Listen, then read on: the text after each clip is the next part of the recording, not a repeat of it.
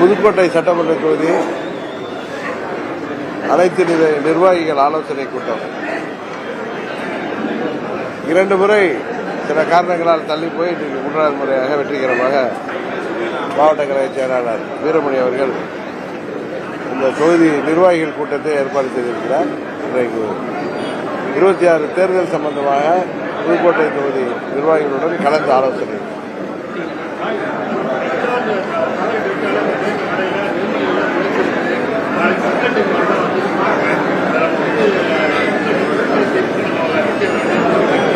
என்னங்க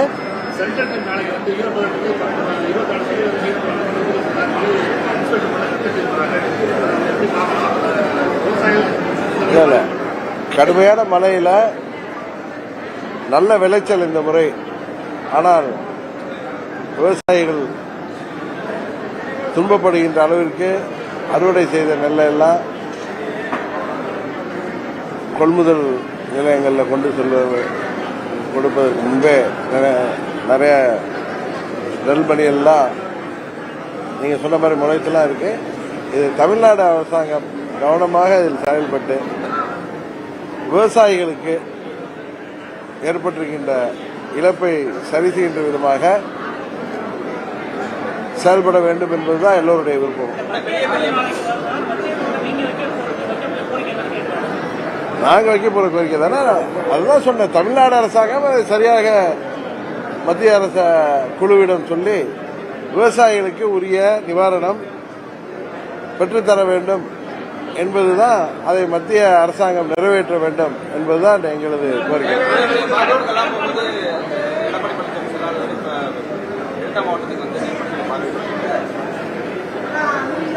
சரி, அண்ணா பழனிசாமி தேர்தல் நேரத்தில் அங்கெல்லாம் வர்றாருல, அவர் கஜா புயலப்ப எப்படி நடந்துட்டாரு எல்லாருக்கும் தெரியும். பட் இந்த முறை அவர் வந்து சென்றது மகிழ்ச்சி தான்.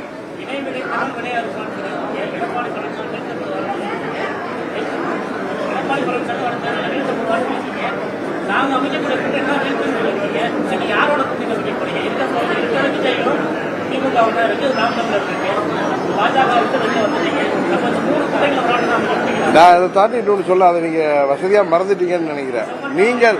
நீங்கள் எதிர்பாராத விதமாக புதிய கூட்டணி உருவாகவும் வாய்ப்பு இருக்குதுன்னு சொன்னேன். நீங்க கூட அதை சொல்லுங்க. நீங்க இப்ப ஒரு கூட்டணியில 2 கூட்டணியில கட்சிகள் இருக்கு. 3வது விஜய் தலைமையில கூட்டணி உருவாகலாம். அதுபோல ஸ்ரீமான் அவர்கள் தனித்து போட்டிடுறாரு. தமிழ்நாட்டில் உள்ள கட்சிகள் நீங்கள் எதிர்பாராத விதமாக கூட்டணிகள் மாற வாய்ப்பு இருக்கிறது. அதற்கான வாய்ப்பு இந்த தேர்தலில் இருக்குன்னு சொல்றேன். நான் எந்த கூட்டணியும் உடையும் அப்படின்லாம் நான் ஜோதிடம் சொல்லல. நீங்கள் எதிர்பாராத விதமாக, நீங்கள் கணிக்க முடியாத அளவுக்கு புதிய கூட்டணிகள் உருவாகும். அதை நீங்க எப்படி ரீட் பண்ணிக்கிறீங்களோ பண்ணீங்க.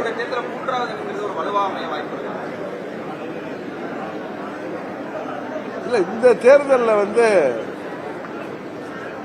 எனக்கு தெரிந்தவரை ஆளும் திமுக கூட்டணிக்கும் தவேக தலைமையில் அமைகிற கூட்டணிக்கும் தான் போட்டி இருக்கும் அப்படின்னு நான் என்னுடைய கணிப்பு.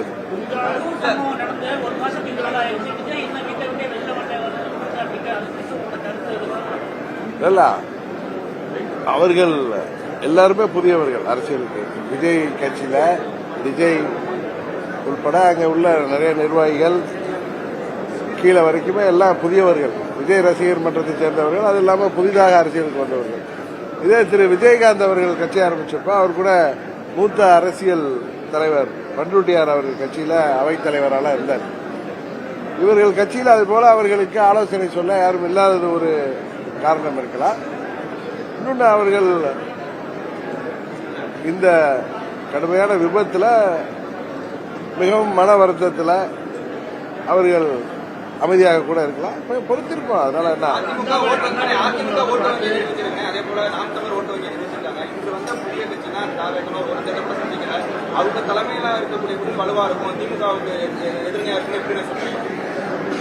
நீங்க சொல்றதெல்லாம் கரெக்டு தான். புதிய கட்சி தான். இன்றைக்கு அம்மா அவர்கள் மறைவுக்கு பிறகு, கலைஞர் அவர்கள் மறைவுக்கு பிறகு திரு ஸ்டாலின் அவர்கள் திமுகவின் அடுத்த தலைவராக தன்னை நிலைநிறுத்திக் கொண்டிருக்கிறார். ஆனால் அம்மா அவர்கள் மறைவிற்கு பிறகு புரட்சி தலைவர் ஆரம்பித்த கட்சி இன்றைக்கு கட்சியின் பெயரே சொல்ல முடியாத அளவுக்கு அந்த கட்சி இன்றைக்கு அதிமுகங்கிறதே இல்லைங்கிற அளவுக்கு அதோட அடிப்படை சட்ட திட்டங்களையே மாற்றி எடப்பாடி திமுகவாக பழனிசாமி மாற்றிருக்கார். அம்மா அவர்கள் மறைவுக்கு பிறகு அவரிடம் கொடுக்கப்பட்ட 4.5 ஆண்டு ஆட்சியில அவருடைய தவறான செயல்பாடுகளால் ஆட்சியை இழந்திருக்கிறார்.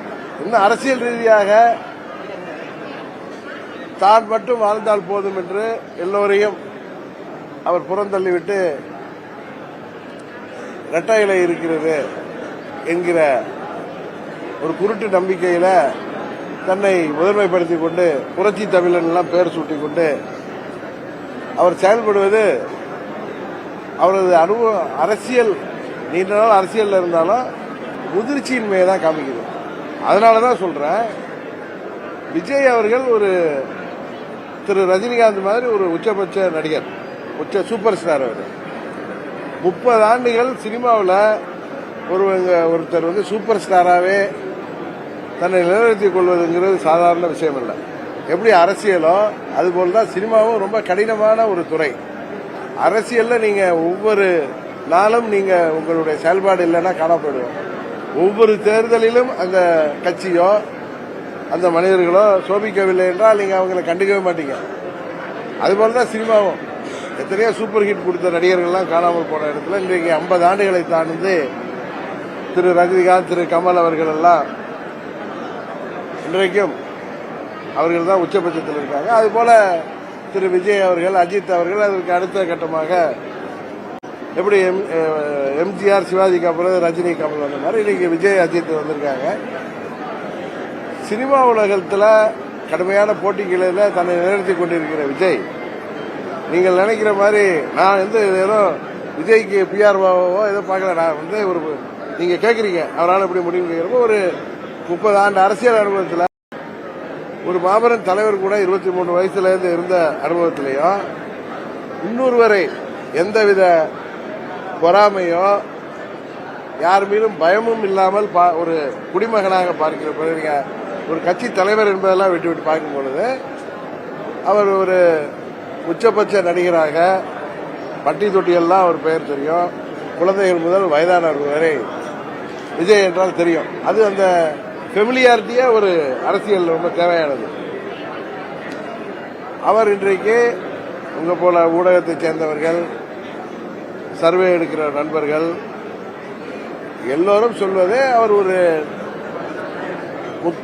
இன்றைக்கு வருகின்ற தேர்தலில் ஒரு இம்பாக்டை உருவாக்குவார்னு சொல்லியிருக்காங்க. விஜயகாந்த் 2006 உருவாக்கியதை விட அதிகமான இம்பாக்டை அவர் உருவாக்குவார்.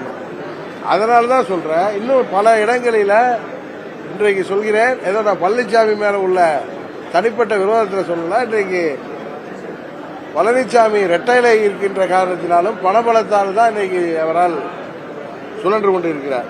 இந்த தேர்தலில் அவர் 15% குறைவான வாக்கு சதவீதத்தை அடைவார். 15% விஜயோடைய தாக்கம் எப்படி விஜயகாந்த் அவர்கள் 2006 தேர்தலில் அவர் 6% 8% எடுத்து ஒரு தொகுதியில் ஜெயிச்சிருந்தாலும் அன்றைக்கு ஒரு தொங்கு சட்டசபை உருவானது. மைனாரிட்டி கவர்மெண்ட் தான் திரு கலைஞர் அவர்கள் உருவாக்குறார். 96 சீட்டு தான் அவர் ஜெயிச்சாரு. அவங்க கூட்டணி ஆட்சி. அதுபோல அம்மா அவர்கள் 65 சீட்லயும் அந்த கூட்டணி 70 சீட் தான் ஜெயிச்சாங்க. நீங்கெல்லாம் யாரும் எதிர்பார்க்காத அளவுக்கு அன்னைக்கு திமுக 50 தொகுதிகள்கிட்ட அந்த தேர்தலில் விஜயகாந்த்னால பாதிக்கப்பட்டது. அம்மா அன்றைக்கு அம்மாவுடைய கட்சி அதிமுக அன்றைக்கு 70 தொகுதிகள்கிட்ட பாதிக்கப்பட்டது. அதை விட அதிக இம்பாக்ட் விஜயினால இருக்கும். அவர் 2வது இடத்திற்கு வருகின்ற வாய்ப்பும் இருக்கும். சரியான கூட்டணி அமைந்தால் அவரோட திமுக கூட்டணிக்கு சரியான போட்டியாக அது அமையும். அதனால பழனிசாமி தலைமையிலான அணி 3வது இடத்திற்கு யதார்த்தமா அது ஆட்டோமேட்டிக்கா போயிடும்.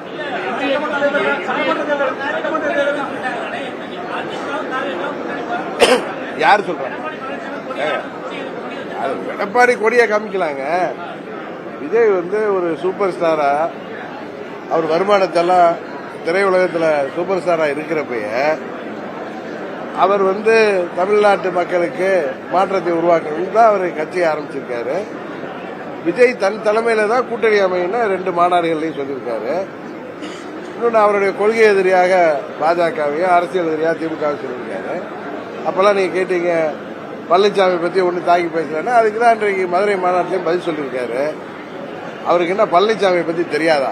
திரையுலகில் எத்தனையோ சவால்களை சமாளித்து வந்தவர். பழனிசாமி துரோகத்திற்கு பெயர் பெற்றவர். விஜய் தலைமையிலான கூட்டணியில பழனிசாமியை சேர்த்துக் கொள்வதற்கே விஜய் யோசிப்பார். ஏன்னா பழனிசாமி எப்பொழுதுமே அந்த அமாவாசை வேலை தான் பார்ப்பாரு. யாரு கேட்கல, அது நீங்க தான் சொல்றீங்க. காரணம் அது விஜய் ஒண்ணு இல்ல. அவங்க கட்சிக்காரர்கள் யாரோ உங்கள்கிட்ட சொல்றதெல்லாம் நீங்க நம்பிட்டு இருக்காதீங்க. அந்த கட்சி அந்த சொல்றவங்க கட்சி தொண்டர்கள் விஜய் முதலமைச்சர் வேட்பாளராக ஏற்றுக்கொள்வதுதான் அவர்கள் விரும்புவார்களே தவிர பழனிசாமிய துரோகத்திற்கே பெயர் போன பழனிசாமியை போய் ஆதரித்து அவர் தலைமையின் கீழ் விஜய் செல்வதால தேர்தல் முடிஞ்ச சொல்லுவாங்க சாப்பிட்டு கை காயறதுக்குள்ளார துரோகம் பண்ற மாதிரி இதுவரை ஆட்சியில் அமர்த்தியவர்கள், ஆட்சி தொடர காரணமானவர்கள், 4.5 ஆண்டு ஆட்சியை காப்பாற்றியவர்கள் எல்லோருக்கும் துரோகம் செய்த பழனிசாமி விஜய்க்கு துரோகம் செய்வார்கள். விஜய்க்கு தெரியாது, அவன் சின்ன பிள்ளையா. அதனால உறுதியாக அவர் பழனிசாமியின் தலைமையை ஏற்று கூட்டணிக்கு செல்ல வாய்ப்பில்லை. பழனிசாமி தான் தன்னால் இந்த தேர்தலில் வெற்றி பெற முடியாது என்பதை உணர்ந்து விஜய் தலைமையை ஏற்று கூட்டணி செல்வதற்கு வேண்டுமானால் வாய்ப்பு இருக்கு. அதனாலதான் அந்த முன்னாள் அமைச்சர்கள் பேசுறாங்க. அவர்கள் இன்னொன்று விஷயம் சொல்றாங்க, அது சிரிப்பா தான் இருந்துச்சு. திமுக தேர்தல் முறையில் விஜய் ஜெயிக்கலைன்னா திமுக அவர்களுக்கு ட்ரபிள் கொடுக்கும், அழித்து விடுன்னு சொல்றாங்க. திமுக தலைவர் ஸ்டாலின் அவர்கள் 2021 தேர்தலுக்கு முன்னாடி என்ன சொன்னாரு? பழனிசாமி ஆட்சி ஊழல் பெருக்கெடுத்து ஓடுகிறது, அமைச்சர்கள் முதலமைச்சர்லாம் ஊழல் திளைக்கிறார்கள், முறைகேடுகள் நடந்திருக்கு. தேர்தல் வாக்குறுதியிலேயே நான் தனி நீதிமன்றம் அமைத்து அவர்கள் அத்தனை பேரும் சட்டத்தின் முன் தண்டிக்கப்படுவார்கள். கொடநாடு கொலை கொள்ளை வழக்கில் சம்பந்தப்பட்டவர்கள் யாரா இருந்தாலும் நாளைக்கு பிடிச்சிருவோம், நாளானைக்கு பிடிச்சிருவோம் சட்டமன்றத்தில் சொன்னார். அவர்களையே மக்கள் வரிப்பணத்தை ருசித்தவர்களையே அந்த ருசி கட்ட பூனைகளையே அவர் இன்றைய வரைக்கும் ஒன்றும் செய்யல. விஜய் புதிதாக அரசியலுக்கு சினிமாவில் இருந்து திரையுலகத்திலிருந்து வந்தவரை இவரால் என்ன பண்ணிட முடியும்? சும்மா அவர்கள் தங்கள் கூட்டணிக்கு வர வைக்க வேண்டும் என்பதற்காக சிறுபிள்ளைத்தனமாக செயல்பட்டுக் கொண்டிருக்கிறார்கள். எனக்கு நான் கவனிக்கிறவரை விஜய் அவர்கள் உஷாராக இருந்து அவர் தலைமையில் வந்தால் பழனிசாமி வந்தால் சேர்த்துக் கொள்ள வாய்ப்பு இருக்கலாம் என்றுதான் நான் நினைக்கிறேனே தவிர இதுதான் நடக்கும். இதுக்காக விஜய்க்கு இவ்வளவு நேரம் பேசுறேன்னா உடனே விஜய் கட்சிக்கு போறீங்களான்னு கூட்டணிக்கு உங்களுடைய யூகங்களுக்கு எல்லாம் நான் பை சொல்ல முடியாது. இன்னொன்னு நான் சொல்றேன், இந்த தேர்தலில் அம்மா மக்கள் முன்னேற்ற கழகம் இடம்பெற போகின்ற கூட்டணி தான் வெற்றி கூட்டணியாக இருக்கு. அதுதான் ஆட்சி அமைக்கும்.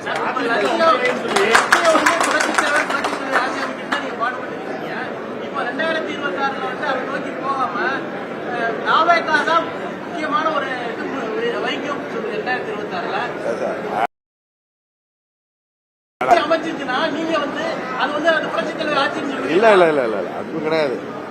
பழனிசாமி தலைமையில் நடந்ததே ஒண்ணு அம்மாவுடைய ஆட்சியில இருந்தா நாங்க வெளியில கட்சி ஆரம்பிச்சிருக்கோம். என்னிட்ட கேள்வி கேட்டது நீங்க, விஜய் தலைமையில கூட்டணி அமையுமா? இல்ல இல்ல இல்ல விஜய் அதிமுக இல்ல இல்ல இல்ல இல்ல இல்ல உங்க கொஸ்டின் தான் நான் பதில் சொல்றேன். விஜய் அதிமுகவோட போவாரான்னு கேட்டீங்க. போறதுக்கு வாய்ப்பு இல்லை. அவருக்கு திமுகவுக்கு தான் போட்டி வரும். நீங்க புரட்சி தலைவர் ஆட்சி அமைப்ப அம்மாவுடைய ஆட்சி அமைப்பு பழனிசாமி துரோகத்தை ஏத்துக்க முடியுமா? நீங்க பழனிசாமி ஏத்துக்கிட்டு போக சொல்றீங்களா? ரெட்டை இலை இன்றைக்கு தவறானவர் கையில் இருக்கு. அதிமுகங்கிற புரட்சி தலைவர் கட்சியே இன்றைக்கு இல்ல. அவருடைய அடிப்படை விதிகளையே தயாரித்தறிந்து விட்டு எடப்பாடி திமுக இருக்குன்னு நான் பல முறை சொல்லிட்டு இருக்கேன். அதனால இப்பொழுது புரட்சி தலைவர் ஆட்சி அமைய வேண்டும் என்றால் அம்மாவின் தொண்டர்கள் அங்க இருக்கவங்க எல்லாம் விழித்துக் கொண்டு சரியான முடிவு எடுத்தால் வேணா நீங்க சொல்ற வாய்ப்பு இருக்கு. தவிர அம்மா மக்கள் முன்னேற்ற கழகம் ஒன்றிய இதுக்காக கத்தி நடக்க போவது இல்லை. யதார்த்தத்தை நீங்களும் நானும் ஒற்றுக்கொள்ள வேண்டும்.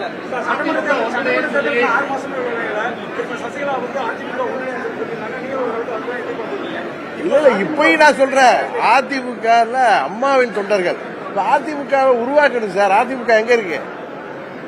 இப்ப எடப்பாடி திமுக இருக்கு. அதிமுகவோட அடிப்படை விதிகளே தரத்தெரிஞ்சிட்டாங்களே. அதனால இந்த தேர்தலுக்கு பிறகு, தேர்தலுக்கு முன்பு இவர் கேட்ட கேள்வி சரி, அங்கு உள்ள தொண்டர்கள் இரட்டை இலை இருக்கு, பழனிசாமிகிட்ட பணபலம் இருக்குங்கிறதுனால அங்க தங்களை தாங்களே ஏமாற்றிக் கொண்டிருக்கிற நிர்வாகிகளும் தொண்டர்களும் விஜய் வருவாரா என்று வலிமேல் விழி வைத்து காத்திருப்பவர்கள் ஒன்று விஜய் தலைமையை ஏற்று செல்ல வேண்டும். அப்பதான் அவங்க புலப்பாங்க. பழனிசாமி தலைமையில் இருக்கிறப்ப நான் சொல்றதே கூட்டணிக்கு பழனிசாமியை நம்பினார்கள். இந்த தேர்தலுக்கு பிறகு உண்மையான அண்ணா திராவிட முன்னேற்ற கழகத்தை உருவாக்குவதற்கு நாங்கள் அவர்களுக்கு உறுதுணையாக இருப்போம்.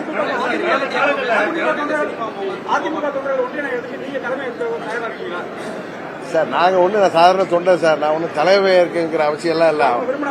இல்ல அது யூகத்துக்குலாம் நான் போய் சொல்லிட்டு இருக்க முடியாது. விரும்பினால் தேர்தலுக்கு பிறகு அம்மாவின் தொண்டர்கள் அனைவரும் கட்டாயமாக ஓரணியில் இணைகின்ற சூழ்நிலை வரும். அதுக்கப்புறம் தான் நீங்க சொல்ற தலைவர் ஆட்சி அம்மா ஆட்சியை பத்தி திங்க் பண்ண முடியும். அதற்கு முன்பு அவர்கள் விழித்துக் கொண்டார்கள் அதுக்கான வாய்ப்பு.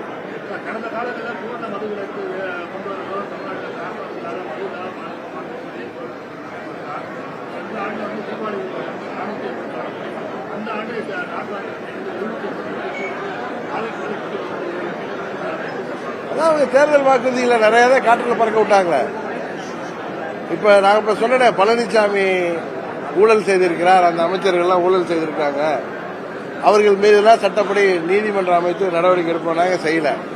அதுபோல படிப்படியாக மதுக்கடைகளை குறைத்து மதுவிலக்கை கொண்டு வருவாங்க. அரசு ஊழியர்கள், ஆசிரியர்கள், போக்குவரத்து தொழிலாளர்கள், விவசாயிகள், மாற்றுத்திறனாளிகள், மின்சாரத்துறை ஊழியர்கள், செவிலியர்கள், மருத்துவர்கள், பகுதி நேர ஆசிரியர்கள், 510 வாக்குறுதிகள்ல பல வாக்குறுதிகளை நிறைவேற்றாமல் தானே இந்த ஆட்சி போயிட்டு இருக்கு.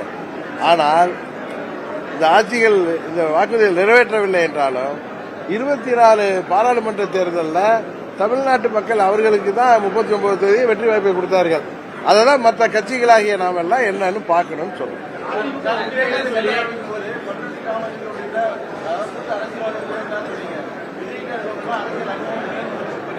குறைய சொல்லுங்க, புதுசு அரசியல் புதுசு இருக்கிற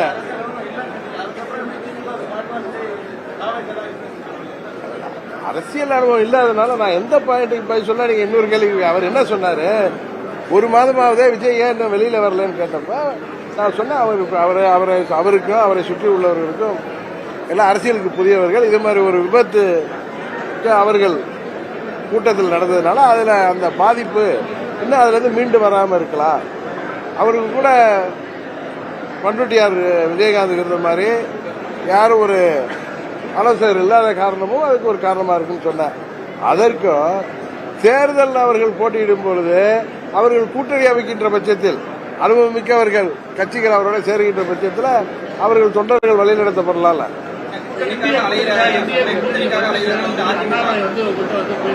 என்னங்க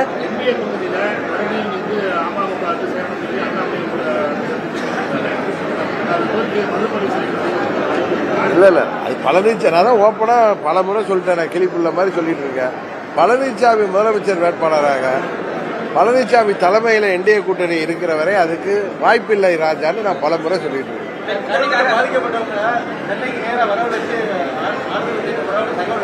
அது தகவலுக்குலாம் நான் போய் சொல்ல முடியாது.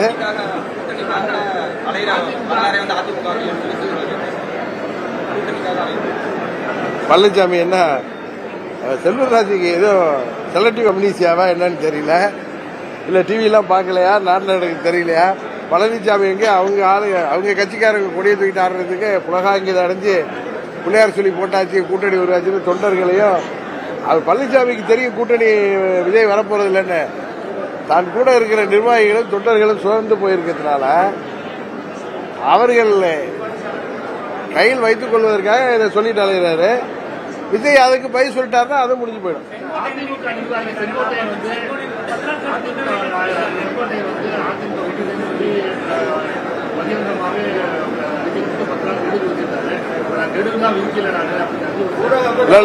இல்ல நீங்க தான், அது உண்மைதான் அவர் சொன்னது. ஒரு 10 நாள்ல இதுக்கான முன்னெடுப்புகளை நடக்குன்னு தான் சொன்னாரே தவிர 10 நாளுக்குள்ளார நீங்க முடிக்கல அவர் சொல்லல சார். நீங்களா ஒன்னு இன்டர்பிரேட் பண்ணிட்டு அவர் சொல்லாத சொன்னா நான் எப்படி சார் அது 10 நாளுக்குள்ளார இதுக்கான வேலைகளை தொடங்கணும்னு சொல்லியிருக்கேன். அதான் சொன்னார். நான் பார்த்தேன், எனக்கு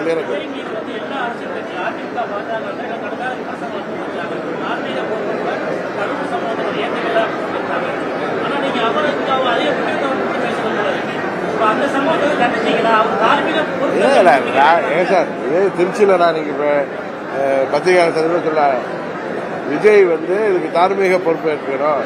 தார்மீக பொறுப்புனா குற்றத்தை ஒட்டுங்கிறது இல்ல. நான் பலமுறை சொல்லிட்டேன், பலமுறை சொல்லியிருக்கேன். அதிமுக அவர்களுக்கு வக்கீல் மாதிரில வாதாடிட்டு இருக்காங்க. நான் நடுநிலை இருந்து சொல்றேனே தவிர அவர் பழனிசாமி தானே அவங்கள்ட்ட போய் தொங்கிட்டு இருக்காரு. அதையும் இதையும் போய் கம்பேர் பண்றீங்க.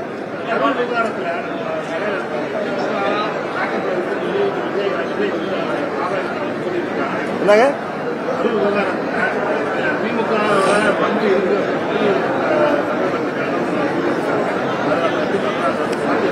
அதாவது காவல்துறை மீது எந்த தவறு இல்லை, எந்த கட்சியும் அதுல சதி செய்யல. அது ஒரு கூட்ட நெரிசல்ல ஏற்பட்ட விபத்து. அதுக்கு என்னதான் சிபிஐ என்கொயரி போட்டு பார்க்கணுமே, நல்லது தானே. உச்ச நீதிமன்ற ஒரு முன்னாள் நீதிபதி தலைமையில ஒரு குழு அமைத்து அது என்னன்னு தெரிய வருமே, பார்ப்போமே.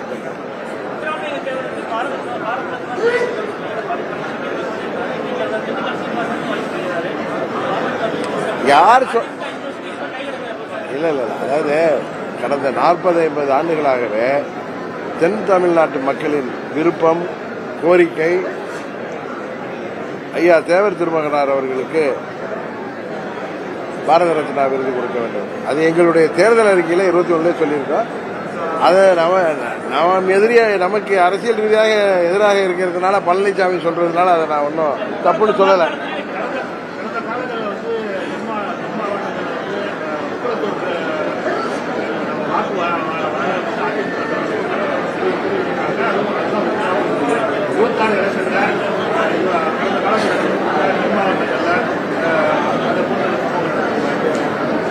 இல்ல, பழனிசாமி செய்த அரசியல் தவறு. இந்த 10.5% தவறுதலாக வன்னிய சொந்தங்களை ஏமாற்றுகின்ற விதமாக அறிவிச்சதுதான் அவர் செய்த பொலிட்டிக்கல் பிளண்டர். அதனால தென் தமிழ்நாட்டில் 105 சமுதாய மக்கள் அவருக்கு எதிராக திரண்டு இருக்கிறார். அதுதான் உண்மை.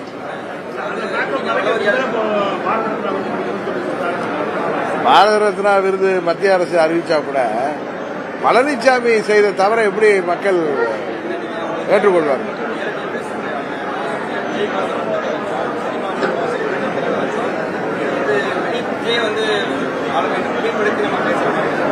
அது உங்க கருத்து. தேர்தல் மே மாசம், இப்ப நம்ம உட்கார்ந்து டிஸ்கஸ் பண்ண வேணாம். மே கடைசியில இல்ல மே மாதத்துல தேர்தல் முடிவு வந்தது எது உண்மைன்னு தெரிய வந்து போதுங்க.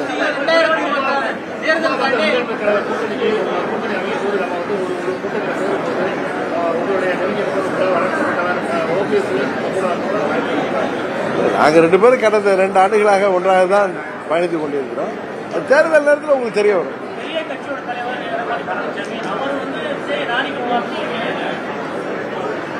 சரி, அதானே சார் நடந்துகிட்டு இருக்கு. பெரிய கட்சி அது. அம்மா இருந்த வரைக்கும் பெரிய கட்சி சார். இப்ப பெத்த கட்சி எல்லாம் கிடையாது சார், ரெட்டையில இருக்கு சார். பெரிய கட்சி தான் 10 முறை ஆளுங்கட்சியா இருந்தப்ப பணபலத்தோட ஆட்சியா இருந்தப்ப ஆட்சிக்கு வர முடியல. பாராளுமன்ற தேர்தலில் 3வது இடத்துக்கு போனாங்க. இதை பத்தி பேசியிருந்தா இது கன்னித்தீவு கதை மாதிரி போயிட்டு இருக்கோம். எனக்கு மீட்டிங் நடத்தணும். போதும்.